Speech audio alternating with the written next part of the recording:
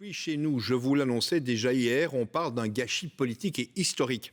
La commission parlementaire sur le passé colonial a été incapable de s'entendre sur des excuses à formuler aux anciennes colonies Congo, Burundi et Rwanda.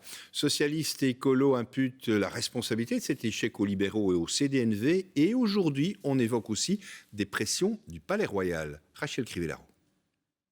Ils étaient proches d'un accord sur une recommandation des excuses de l'exécutif pour le passé colonial belge, mais dans la dernière ligne droite, la commission échoue pour cause de blocage surprise au sein de la majorité, un rebondissement pour certains dû à des pressions externes.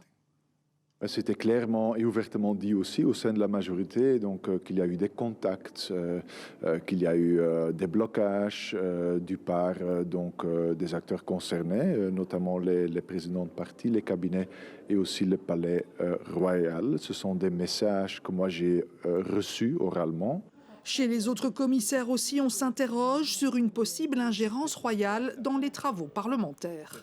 On avait d'abord un consensus sur les excuses et puis soudainement les forces conservatrices, les partis de droite du gouvernement, en particulier l'Open VLD et le MR, fait marche arrière, ne voulait plus prononcer d'excuses. Et effectivement, il nous est revenu à plusieurs sources que le Palais Royal, notamment, serait intervenu, en tout cas auprès du cabinet du Premier ministre. Ça, je l'ai eu à plusieurs sources confirmées. Mais chez les libéraux, on balaye tout soupçon. La ligne défendue a toujours été claire, celle du roi Philippe qui, lors de son voyage au Congo, avait exprimé ses profonds regrets au peuple congolais.